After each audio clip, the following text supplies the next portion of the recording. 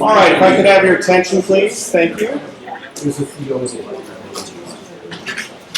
All right, I'd like to introduce our speaker. Our speaker is Dr. Kurt Kornbluth from UC Davis, where he is director of the D Lab, which I'm assuming is the main body of what he'll talk about during the period today, which stands for, I believe, Dialogue, Design, Development, and Dissemination. But the reason we brought him in was a talk that I had heard of his where he gave at the American Physical Society called Lighting for the Unelectrified Billion. So I think the D Lab is working on sustainability and technology in developing countries. He has his Bachelor of Science in Mechanical Engineering from Michigan State University. He got his Master's at San Francisco State University. And then went to the mechanical engineering program at UC Davis, where he got his PhD. After, I believe, a time at MIT, he was back at UC Davis as faculty, where he runs this program. As I said, I heard about his work from this American Physical Society talk. I ought to give due credit to Professor Joe Ten, who Professor Emeritus, who started this series, is still giving me great ideas for talks. Let's all welcome Dr. Kurt Kornbluth.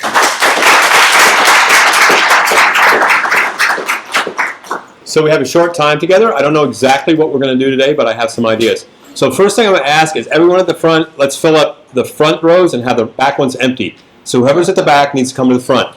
So fill up from the front back. So first thing we're going to do, I won't have to talk as loud, and it'll be a little bit harder to text. But other than that. And the last people are going to be at the very front. So I'd say move. And I don't think you guys in the sixth row, you're going to have to move. Sorry. It's just how it goes. Sit in the front. I'd say sit in the front, not in the back. So I want somebody to ask me why I'm making you guys all move. There's whoever's up has got to come to the front, because we got front row seats that are undone. So you guys over there, come to the front. Yeah, over there. Yeah. Why are you making us do this? Come to the front. That back row, you don't need. There's seats that are empty up here. Okay. Why am I making you guys do this? You're too far back. You guys should be a row up. You should be a row up. So there's two seats. You guys come to the front. No, you guys got to come to the front. Yeah, there's a back seat here. There's one over there.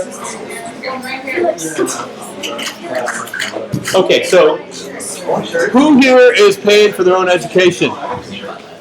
Who here is paying for their education? You? Okay. Who here is paying for it? Anybody? Who here is not paying for their own education? So everybody's paying. So why not get the highest value? Right? So here you are. I can talk to you. Would you like me to show you a boring PowerPoint? I have the option. I have. You guys are going to run the show today. How does that sound? Okay. Except for a couple of things, you guys are going to run the show. So I'm going to ask you what you want to do next, and then you can just tell me which thing you want to do. And what's going to be your job? Are you guys going to be quizzed on this thing at all, or you just go to the thing, if you showed up, you get credit? Tell me how it works. Respond on a blog type format after, and we write a preliminary paper. Kind of. So you're going to write a reflection paper? We've already kind of done. Dr. Kornbluth runs an interesting program at UC Davis. Is that what the reflection paper is going to look like? Including this topic. Yes, at the back. Can you spell out your name, please? Oh. Yes, I can spell my name because I got a PhD, so I do know how to spell my name. But thank you for asking. That's awesome. Any other questions? Did you write it on the board? No, you guys know. You guys can find it from. I am plastered all over the university, man. I walked in here, and my name is everywhere. Go steal one. They're going to have to take those signs down anyway.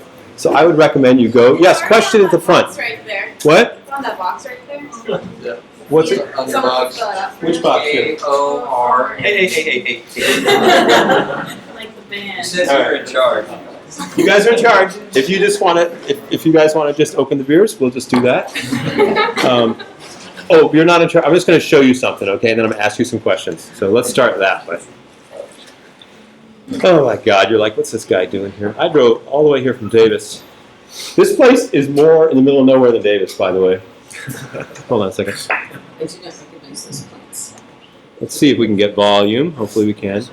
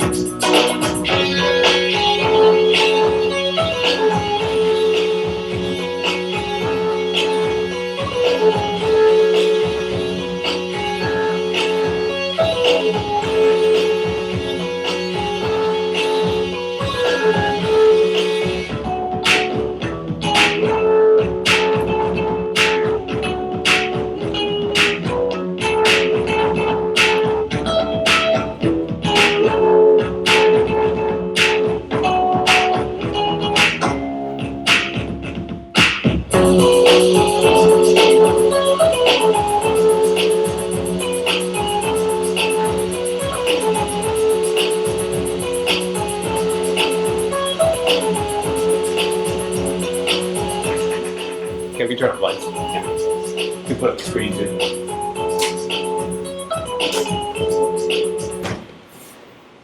Okay, so you do this a couple different ways. Who, what, when, why, where.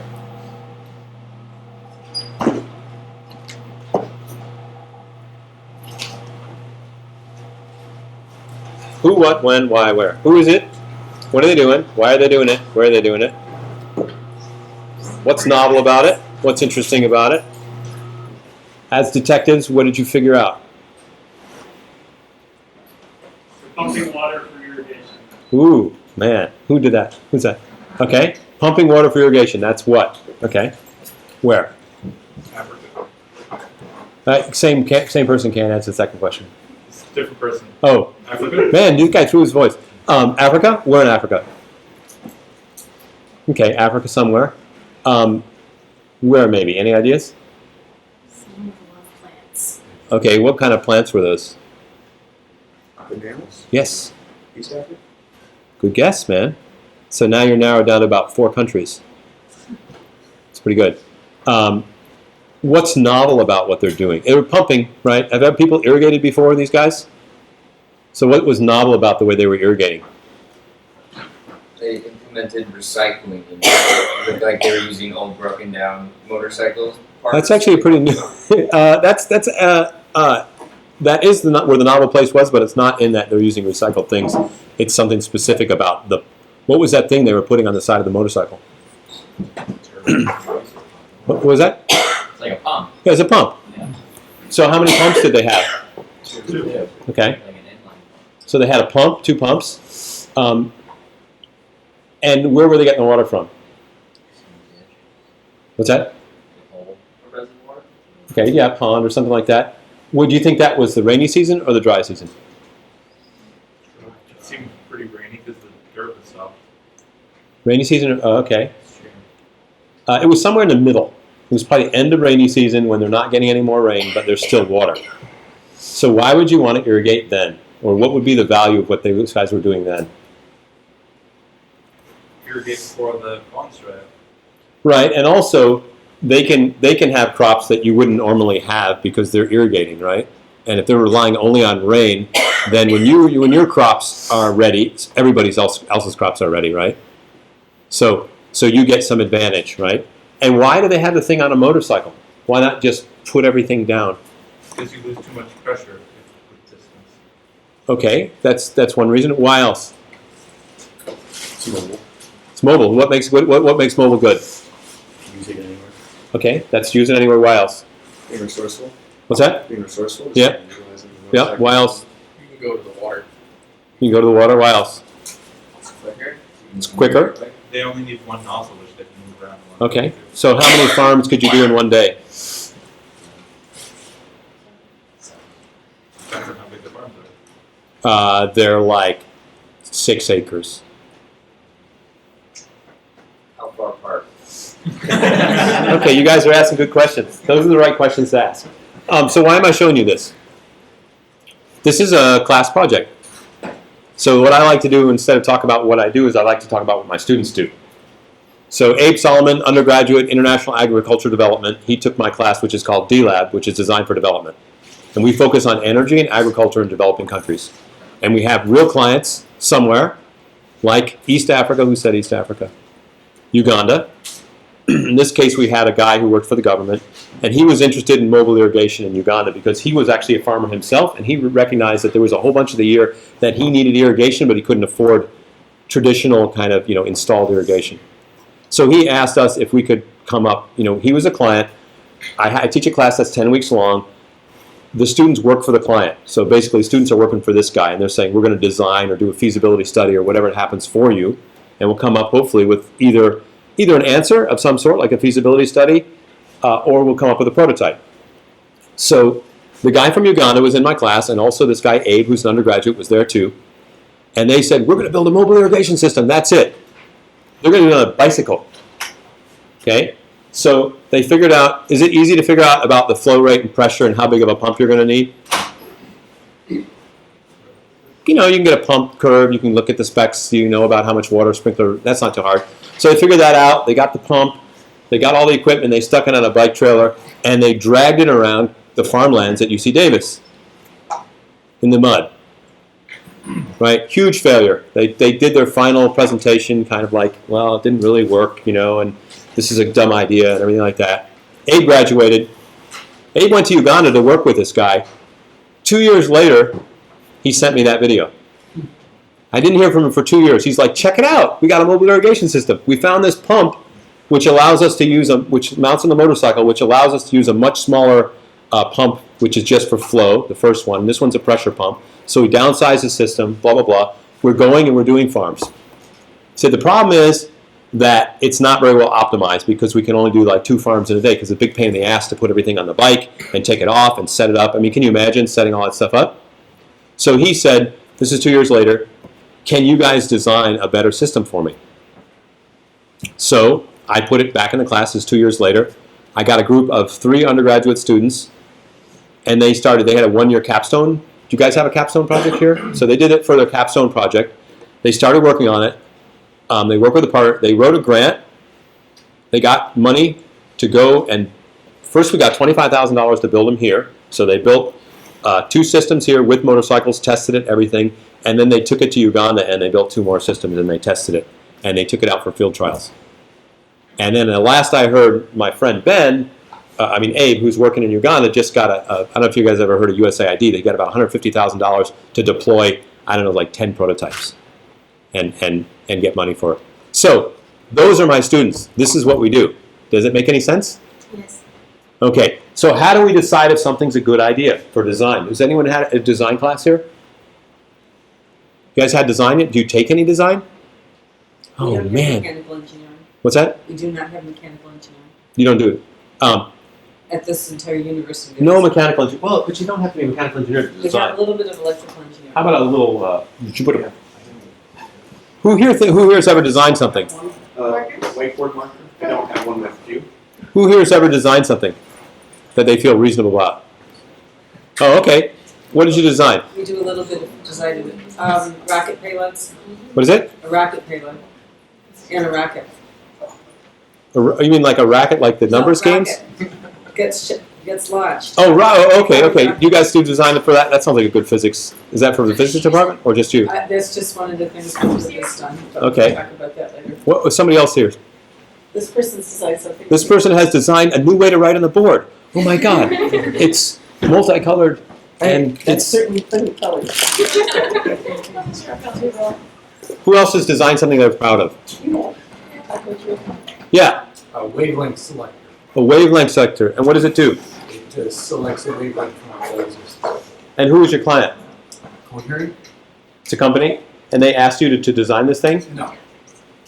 You designed it first and then sold it to them? I worked there and I needed it. Oh, okay. Awesome. Who else has designed something that they like? Yeah. An antenna. What? An antenna. For? It was for a component theory class of EE. Okay. Did you have to learn a lot about the problem in order to design it? Yeah, because it was to a particular project and I had to make it to specifications. Okay, and what were the constraints? The frequency, the size, it had to be cheap. Cheap. Everyone always wants everything cheap, Yeah. right? So cheap, what else? The frequency and the size of it had to be handheld. So it had certain performance specifications that you had, minimum performance specifications, had some cost specifications, anything else? Man, they gave you easy time. Yeah. Who else has designed something here? So if you ask me what I do, I'm first of all, I'm not a physicist, but I have a lot of physics training, right? And you guys are physics undergraduates, right? Who here is going to do something other than physics when they get done with this? Oh, okay. Almost everybody. No, only a few. But I mean, it's basically the building block of everything, right? So I would rather have somebody who has really good physics background as an undergraduate than someone who has okay engineering background and okay physics, right? Because really what you guys are learning is the most important things. Everything else can be learned, right? So what am I good at? Or what do I like to do? I'm good at a few things. I'll tell you one thing, I think I'm a decent designer. So when we design for our clients, which is what ultimately I'm going to ask you guys to do if you took my class, we basically look for sustainability. Who thinks that word is overused? Okay. And I don't mean sort of environmental sustainability. When I talk about sustainability, I mean it just has to survive. Has to keep working, right? And so I actually put, and so I say, if you have a good design, it means it's sustainable in all the important sectors. Does that make sense? So the sectors I put it in are technical,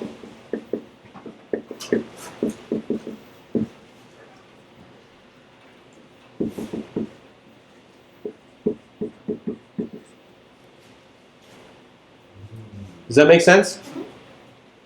So if you think about this irrigation system, and you were given that as a project or as a problem, which do you think is the most important one of these? I call them the 4 lenses that you'd have to make sure was right in order to have a successful design. Yeah. Does social mean that that people use it? Yeah. It's about adoption, right? How does it fit in with lifestyle? I would say that's the most important to have people use it. Okay. Who agrees with what's your name? Troy. Troy. Who agrees with Troy about social probably being okay? All right, that hand went up slow. What's the top right? This is environmental. Okay. Sorry. Okay, let's just go. Who thinks that's the most important? Technical. If, in other words, if it doesn't pump water right, it's going to die. Okay. Environmental. It can't degrade the environment. Nobody cares. Awesome. Economic. Got to be cheap. Got to pay back. Social. Okay. Okay. Well, every boneheaded engineer goes here. Woo! Right? Woo! Boneheaded engineers. Let's hear it for it, right? And all those things are sitting on a shelf, waiting for somebody to adopt them, right? All those. I'm going to tell you a story if we have time about me being the bonehead engineer doing exactly the same thing, right? It's technical. It's all about, man, it's just the flow rate's not right. I can't sleep because the flow rate's not right. If we don't, I mean, I woke up last night, I realized flow rate's not right, and the thing is never going to pump. And those farmers in Uganda, and meanwhile, the guy hasn't even thought about who's going to use it and how it's going to be disseminated and how they're going to transport it and where they're going to buy the motorcycle and how they're going to fix it and whether or not the guy who buys the motorcycle is also going to use it for something else, and whether or not people have land rights in Uganda, so you wouldn't even install certain things because you don't own the land or have any land tenure. Does that make sense? So as a designer, if you just want to be a boneheaded engineer, and I don't know if the physicists are the same way, but they might be. This is where you'd look. If you're a do-gooder, you're going to look here, right? Who here is a do-gooder? What cares about the environment? Oh, you guys care about it, you just don't think anyone else does, right? Okay, good. This is actually super important. I'm going to talk about that in a minute, right? And economic, who here knows what the time value of money means? Who here does not know what the time value of money is? Who here knows what net present value is? Okay. Do you guys pay interest? Who has credit card? Oh, you guys know you guys know about time value of money, right? It just means that money costs you money to use, right? And that money today is worth more than money in the future. So if I'm going to do some intervention like a mobile irrigation system, and it costs a lot of money today, and I don't get paid until the next 5 years, it's not very good. Because the money today is worth a lot more than the money in the future because of the interest rate. You guys know that, right? That's the whole deal. That's this whole box, man. If you understand that, you understand everything about the economics of the situation, how it works, right? So this is not too bad. This we can usually figure out, right? But it takes some work. It takes a good engineer to figure all that out, and that's what those students did. But the thing that we try to add is this, so you can actually figure out what that product would look like, who would use it, how they would use it, how much it would cost, how it would get disseminated. What about? There's one that I haven't circled yet. Why not? Which one didn't I circle? What's that? Environment, because that's not going to be one of the things high on the list in terms of necessity of the region that this has been developed. So it should just be the 3 lenses of sustainability. Damn, all my stationery already has 4 lenses of sustainability on it. So is this lecture too disparate, or are you guys following me? Are you guys following okay? Because I'm going to jump around a little bit. So I worked all over the world. I was working in Zambia with guys who make charcoal. because we were coming up with renewable charcoal for these guys. And I'm talking to a guy on the side of the road, 150 kilometers from the capital. He sits on the side of the road with a bag of charcoal and he sells it. First of all, does this guy have a cell phone? Yes, because you know why? Because everybody in the world has a cell phone now. About 60% of people in the entire world or more, right? Does he know about global warming? Of course, because we answered the first question, right? He has communication. So the truth is that even in developing countries, this is relevant. And people are paying attention to this now, partly because they understand that as their environments get degraded, the resources are degraded and they can produce less anyway. So this is actually, and why should you guys who are doing your feasibility studies should be worried about it? Even if you think that the client might not worry about it. Like, what's some of the potential environmental challenges of the mobile irrigation system that I showed you?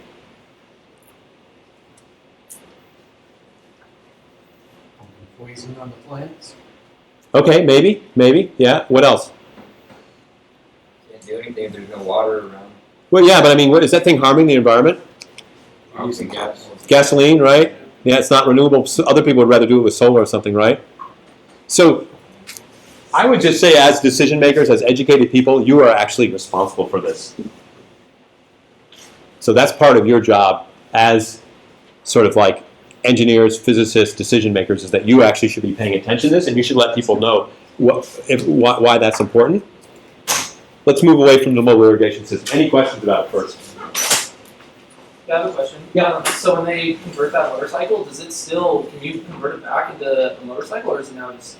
No, I mean, they basically, you saw they drove up on it, they put the pump on there, they pumped water, and then they drove away. And then what they do is they just unscrew it, they put it back and they drive away. So the good thing is, even though you're investing in a mobile irrigation system, you're also investing in a motorcycle which you can use for other things. That's a good question. Any other questions about the mobile irrigation system? As mostly, yeah. What is the crop that we're irrigating? What's that? What is the crop that they are irrigating? Was it pineapple? Oh, that was actually banana right there. There's a whole host of different crops. And some are paper, some make it more worth it than others. So that's part of what the students might do, is figure out if certain crops are worth it or not. Any other questions about mobile irrigation systems? So, who read my bio? Okay, so why am I sitting here talking in the wheelchair? Wow, man, this guy gets full credit now. Are you taking the class? Nice. Since you pregnant with your so. So I had, okay, so here's the other thing. When you guys go out into the world and you get your first job or your second job, what's the most important thing about that job?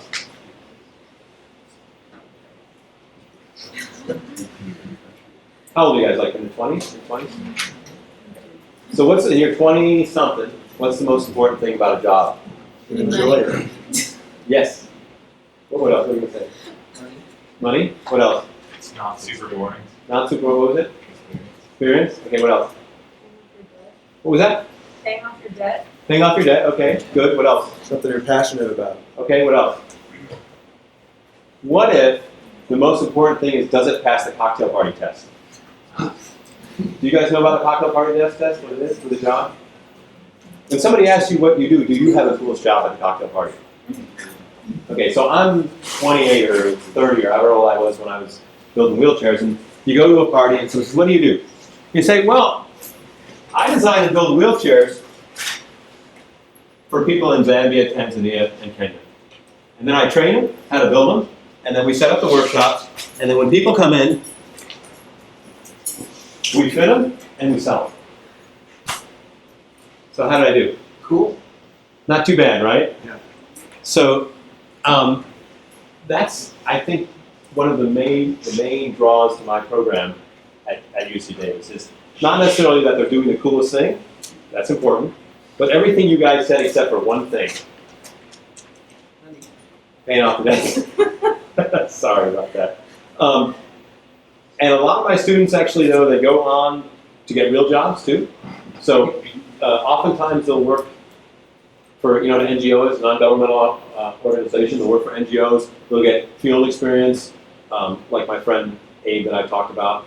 And then oftentimes they'll go to get like real jobs in consulting or whatever like that. So there is some money. If you guys need to maximize your income, this may not be the right thing. If you want to get as fast as you can through your undergraduate or graduate degree, I may not be the best person to work with.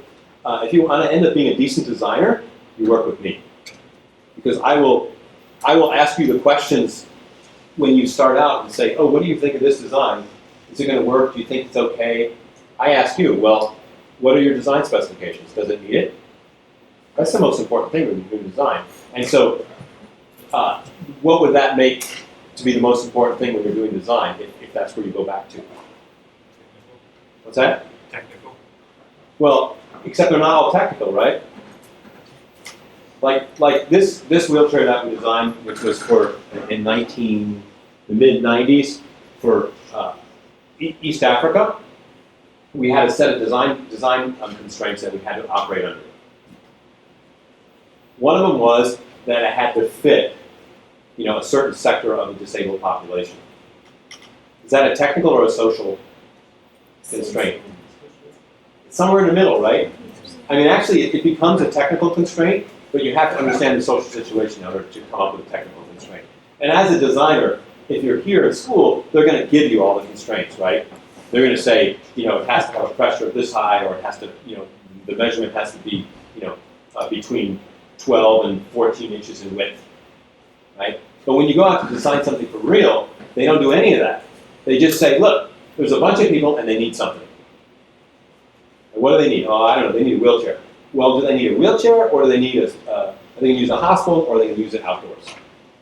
Do they need, like they did in Russia, because I worked all over the world, when they come, before the wall came down, Russia had very narrow doorways into the bathrooms.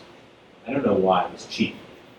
And so when you came in your wheelchair and you wanted to get in the bathroom, you couldn't. So what do? Yeah, or you, this, and you somehow make sure the front wheels are facing forward so you don't fall. And you go like this, and you slide yourself along. So what we did for our Russian patrons was we made a wheelchair that you could narrow while you were in it, which is this one. So the wheelchair actually narrows. You can get in the bathroom. And now I can widen the chair back. Right? There's a bunch of ways to solve that problem, right? But first you have to understand what the problem is. So this wheelchair is pretty awesome. We had to come up with all the design criteria. We had to figure out how to build it. We had to train the people how to build it, and then we had to, and then we had to try to sell them. Now I was young, and I was idealistic, and I woke up in the middle of the night thinking, not about the pump pressure, but about the wheel bearings. We were trying to get the right kind of wheel bearings. We were trying to make our own wheel bearings. And we finally came up with the absolute best solution for the wheel bearings. I showed you this awesome way it narrows, right? It has a second seat right here. Did you guys see that? Right? The place I sit right here. It's so I can actually, because a lot of people eat around 3 rock stoves in East Africa, so it means that the person who's riding a wheelchair can like join their family, right?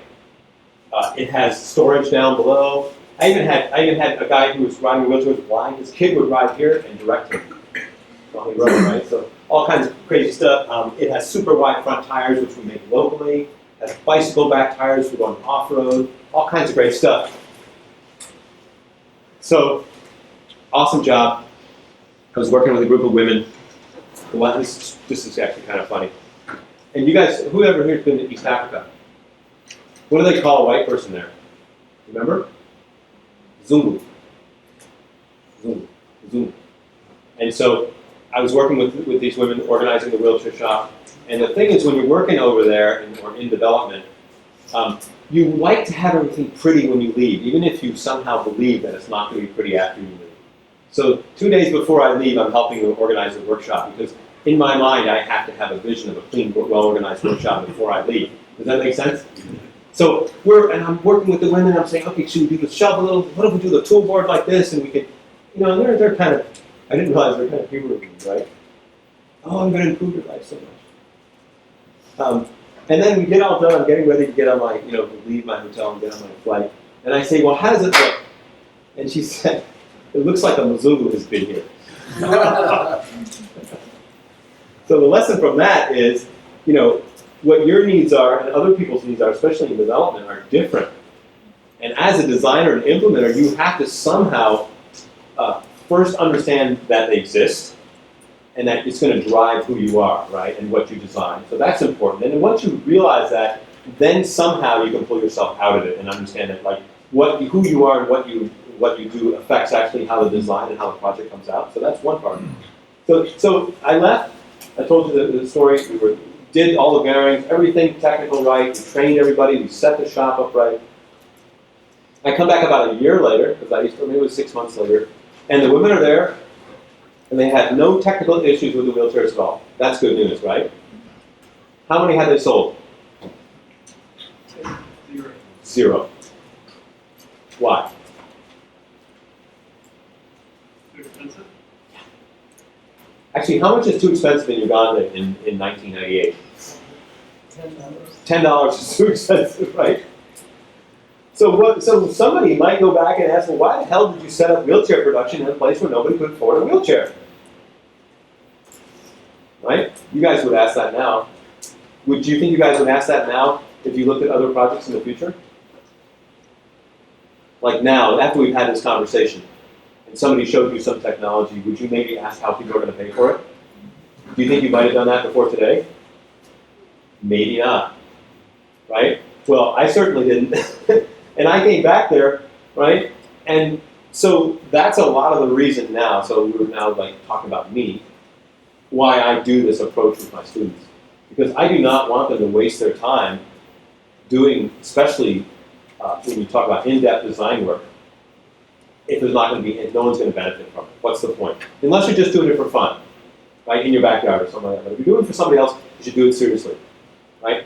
And then I think another takeaway as a designer is, and I think maybe we'll go on to an exercise after this.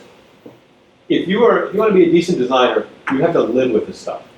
So I'm not a great wheelchair rider, but I'm a decent wheelchair rider. I play wheelchair basketball. I've fallen out of the wheelchair a bunch of times, right? I've lived in a wheelchair for a week just to see what it was like, having to get in my car, carry me up and down, right? Then I got a small glimpse of what it felt like to be somebody who rides a wheelchair, right? And I talked with people who ride wheelchairs all over the world. I mean, if I look at, I can show you a map of 20 countries where I worked and helped people build wheelchairs and talk to people. And that gets you to be a decent designer. You can't look at something for 2 weeks, Google a bunch of stuff, and say, oh, this is what it looks like. This is what we're going to design. So really doing good design work is actually living with stuff and really understanding it. So that's if I were to give you a few, and so if you really want to get good at design, and then the more in depth you get, and the more you do it, the better you get. Who here plays music? Who here is a musician? Right? Okay. So you go, you play a bunch of music, and you don't play for a couple months, and you go back, and who plays guitar? You can still play pretty good, can't you? Sometimes even better, right?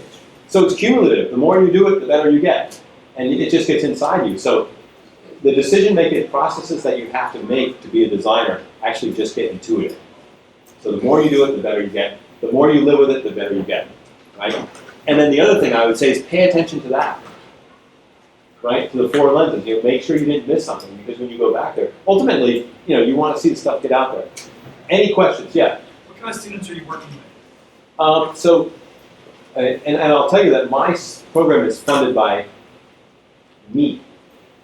So I pay my own salary, and I pay for all my students through fundraising, and that allows me to teach courses which are interdisciplinary. So all my students come from engineering. They come from business school, they come from community development, so it's basically social science engineering, even people from the med school. So all students, and the reason we do it that way is that if you're on a team with a business guy and you don't know much about business, you can learn, and vice versa, business guy can learn from the engineer. So it's interdisciplinary. Yeah. Other questions? Are they undergraduates or graduate students? Yeah, and we also do the same thing. We mix undergraduates and graduates, usually 2/3 graduates, 1/3 undergraduates, as sort of a mentoring thing. So we'll have the undergraduates on teams with graduate students. But sometimes the graduate students are more advanced than the undergraduates. Not always, but sometimes. Yeah. More questions? Yeah. What size groups? The groups, I try to limit to 3 people.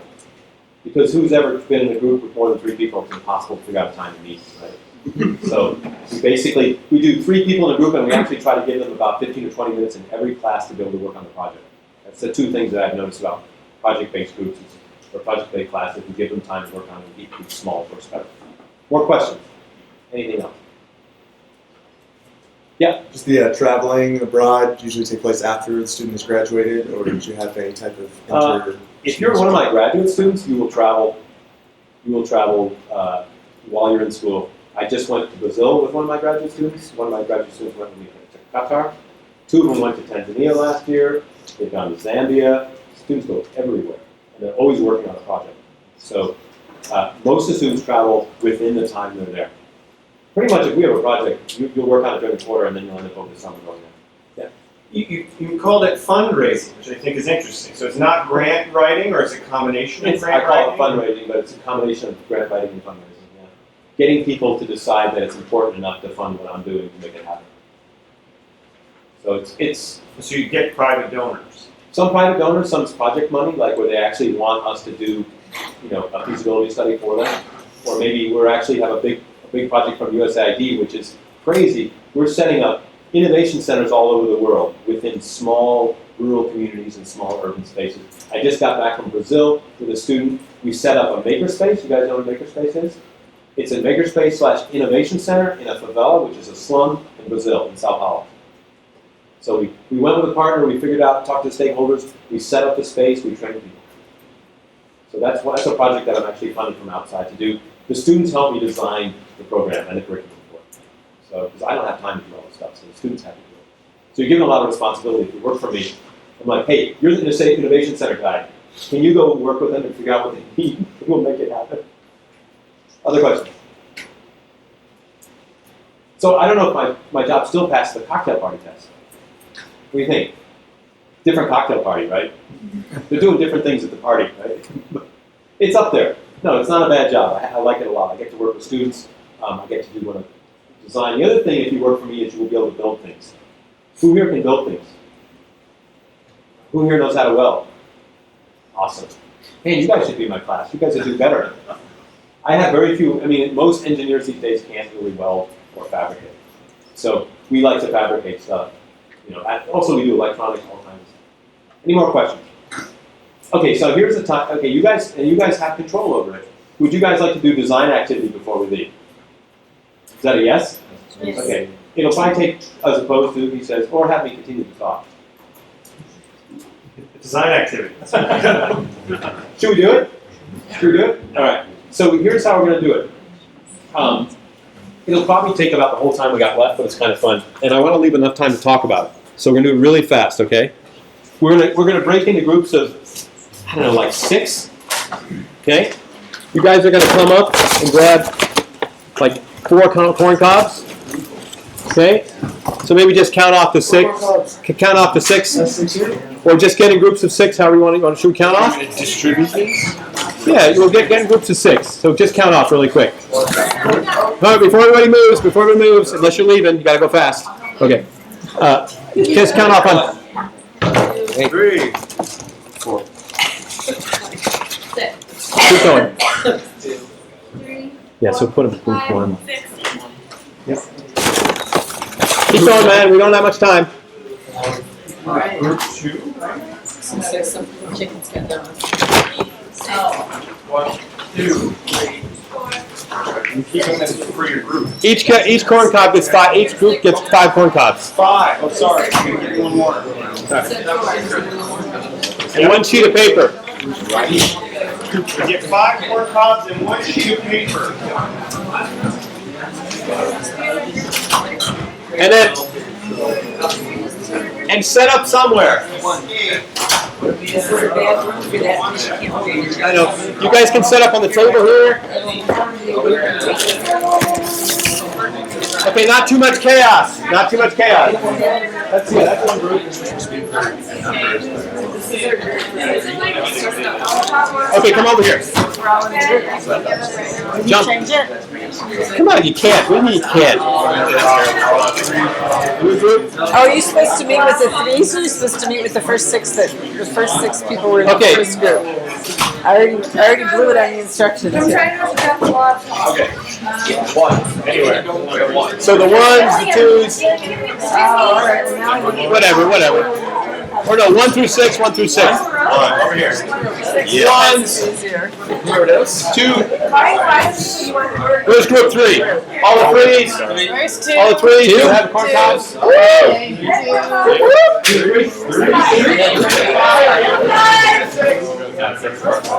Here and two.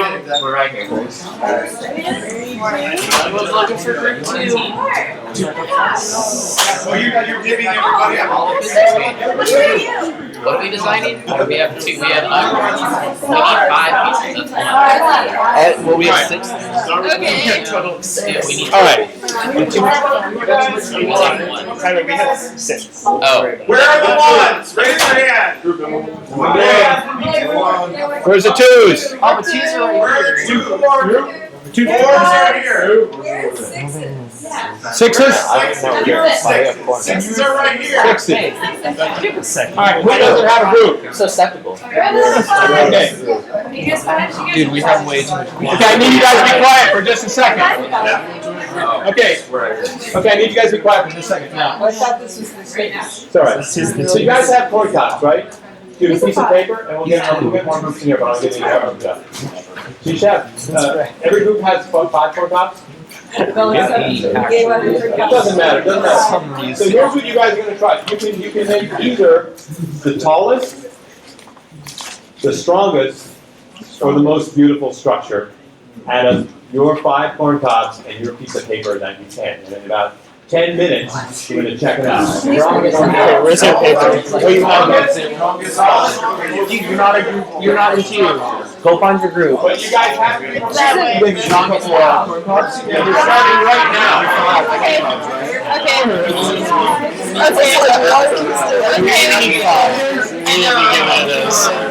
Figure out what my gosh. Strongest? How though? Like if we stood on it? No, go ahead. You can only have 5 In now. general. You guys know what you're doing? We are deciding. What do we want to do? Strongest, tallest, or most beautiful? Strongest, tallest, or most beautiful? Okay, let's go to the other side. Or tall. Yeah. Well, the strongest will just be laying 5 pieces of corn down, and then exactly. There's a paper underneath it, and nothing's gonna happen. Yeah. Alright, Pretty solid. let's figure this out. Yeah. Let's figure this out. I have a Tallest feeling would this just- paper is stronger than that paper. Yes, So. that's why Simpson gave it to me. Alright, so let's see. Tallest, strongest, and most beautiful. Tallest will be. We have to make all 3? No, you just know he said. Are you number 2? I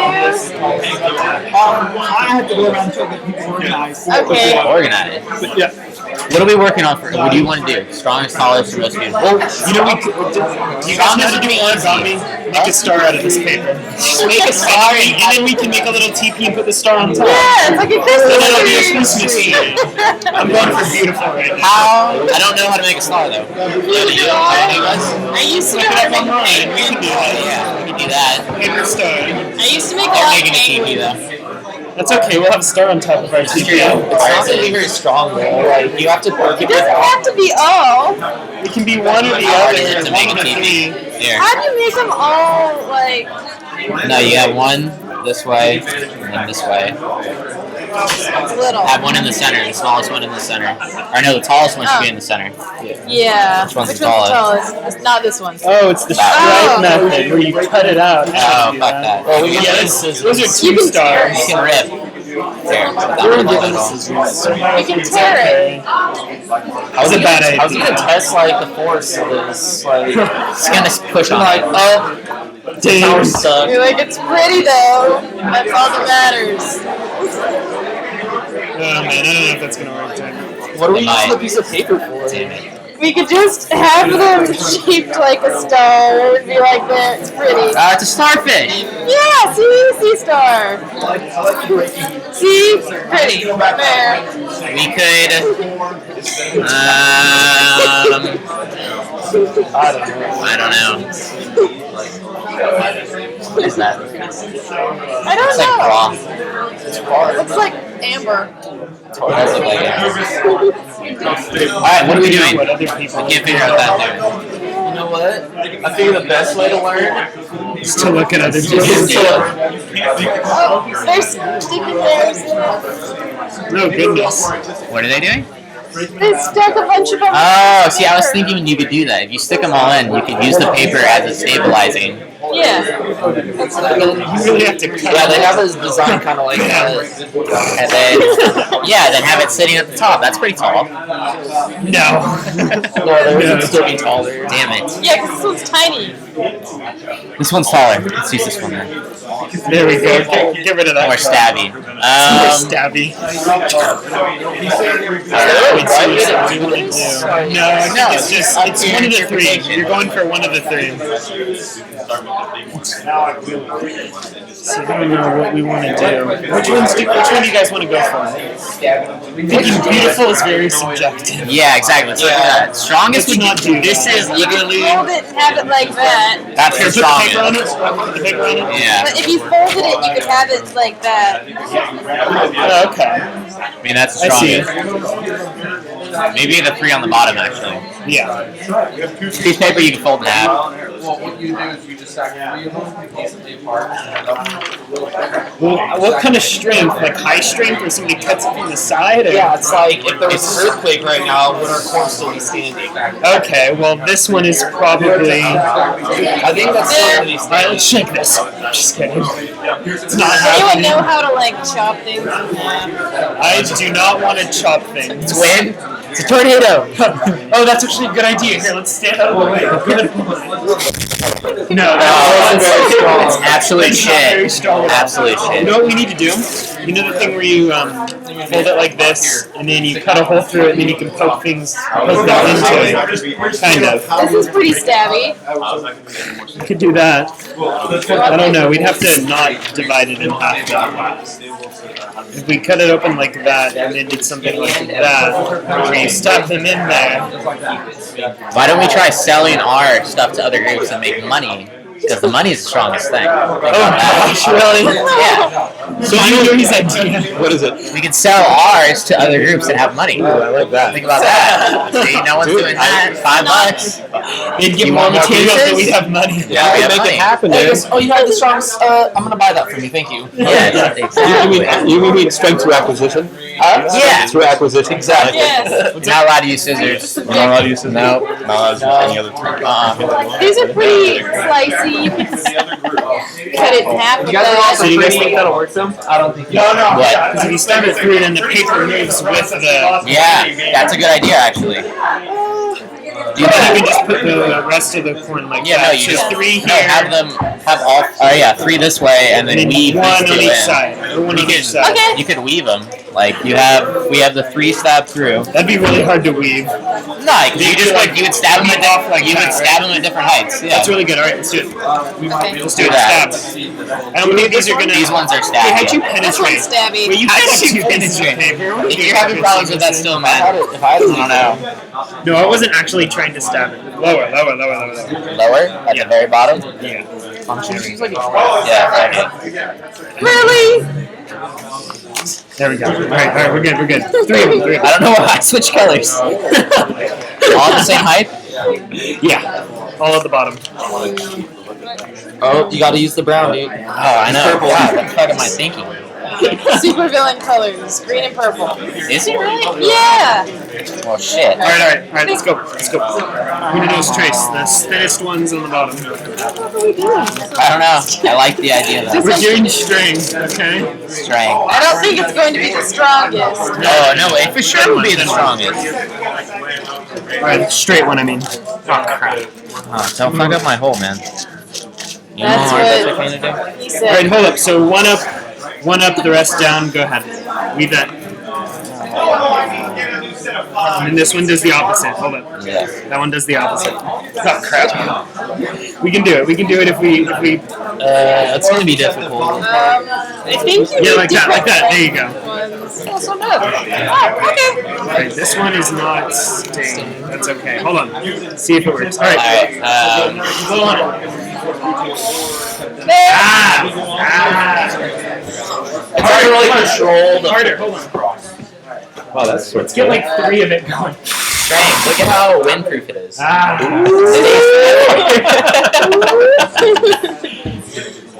Wait, what kind of strength are you talking about? If someone just like It's a smashes tornado. it, or- Well, could you imagine if a tornado hit? What you do is, the way I would advise, when you're presenting it, you're saying, we went on the assumption that strength meant. Oh, okay. And therefore, Oh, we were presenting it.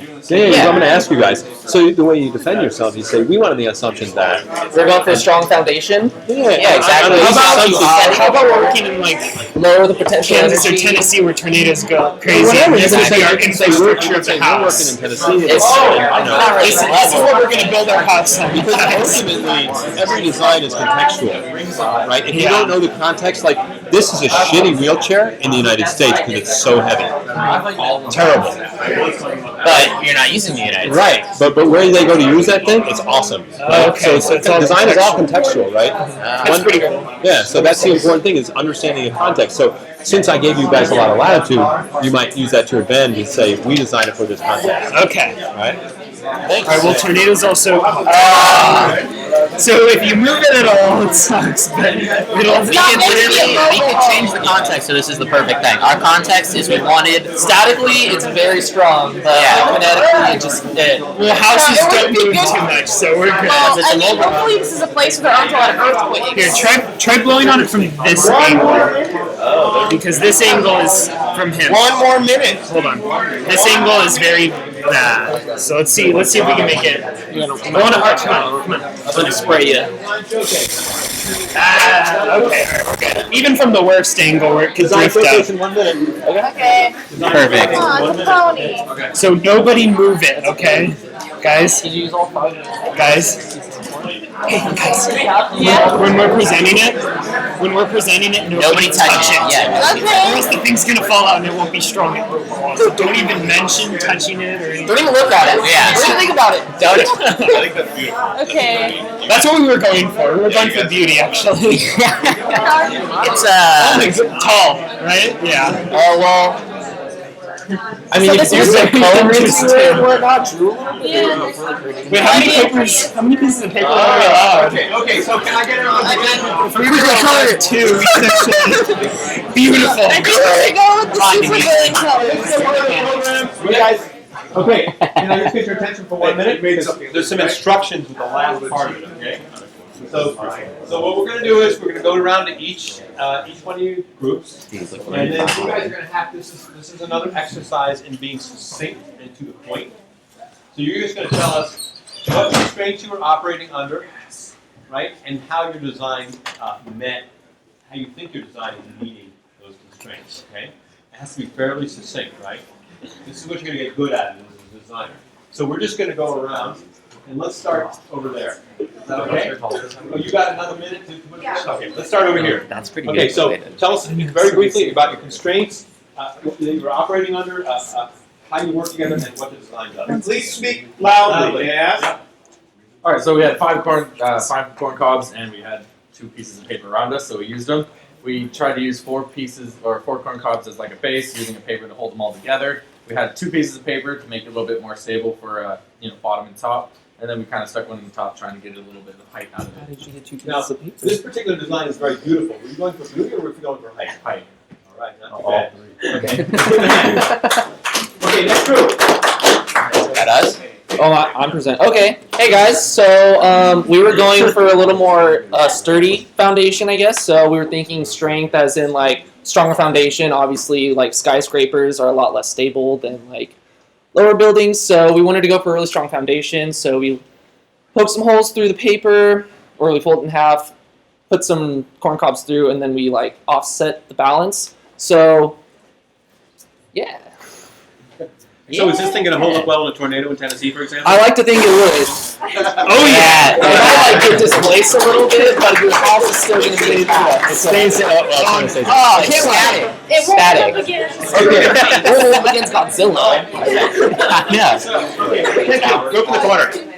Okay, so we went for height. It seemed like it was going to be the easier of the options. We actually only used 4 pieces, so we built a tripod with one attached to the other. And for the paper, we just ripped it into pieces and folded it to kind of simulate rope and we were gonna try to lash it together, but I didn't remember anything from Boy Scouts in that time, so we kind of just tied things together. It's not too sturdy, but it is tall. And what novel technologies did you include in your design? We used some high quality paper rope, and we lucked out with a very pointy corn cob that was able to turn another corn You cob. kind of got corn cob. Okay. All right. Well, we will have to. Is it who was going for height? We were. Okay. We're going to do a measurement while the next group goes.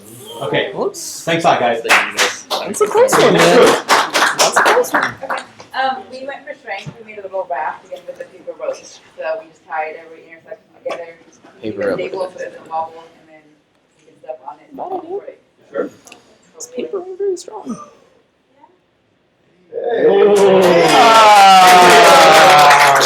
Okay, maybe. Good job. Okay, over there. Alright, well, we were originally gonna go for like the cornucopia kind of thing. Well, first of all, your group has a name, doesn't it? Oh, group All right. I thought you were the cornucopia group, but go ahead. Then we changed it. It was supposed to be, I don't know what the flowers are called. They're all white. They have like the little like Lilies. yellow stems. Oh, I see it. I see it. Yeah. So you guys are going for beauties, and this is a vast improvement over your first prototype, if I'm not mistaken. Is it? Yeah, it was pretty fun. All right. Yeah. It's even more beautiful than previously. Good job. We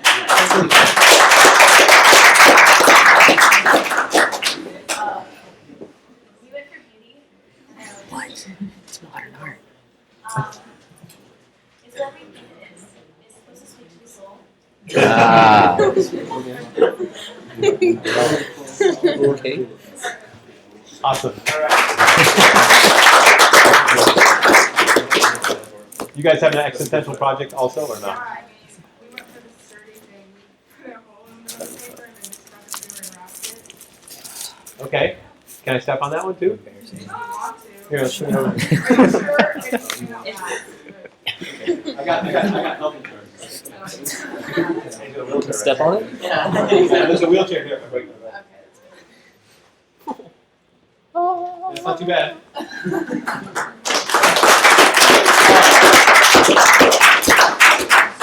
we went for strength, and we took our square knobs and we wrapped, like we would wrap two together to make them strong, and then we wrapped two more, and then we wrapped all of them together. And you can step on it, and I'm pretty confident. And which way is it getting loaded? The same way, just straight down? One piece of paper.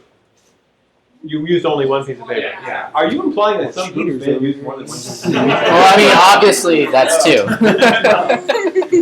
Well, it depends how you define two. If you mean two pieces of paper to mean two pieces of paper, then yes, it was two. Yeah. Yeah. Oh, So who feels like the number. rules got changed by these guys? Yeah. Okay. Let's try it out. Who's stand on it? DQ. Do we have any more groups? Is that everybody? Oh, okay, okay. Go for it. Oh, how many pieces of paper did you use? Well, we used two. But were you given permission to use the second piece of paper? Yes, we were. Okay, okay. Oh. My fault. We were That's looking easy. promising over here with our little shelter design. Although we That's a good decided idea. the holes were looking a little too large and wasn't as pretty as we wanted to do it. So we built this other shelter with this as our prototype in mind. And yeah, I think it's pretty good. It'll keep the rain off, the sun off, you know. Should step on it. No, we don't have giants. So is it the Yet. most beautiful, the tallest, the strongest, or none of the above? Step on it. It's the most creative. Most functional. I thought it was supposed to be. So this group is like the client says, I want a tall structure, and they go, wrong. And the client says, I want a strong, they go, wrong. What you want is a windbreak. Anyway, you guys are awesome. Thank you. I'll see you.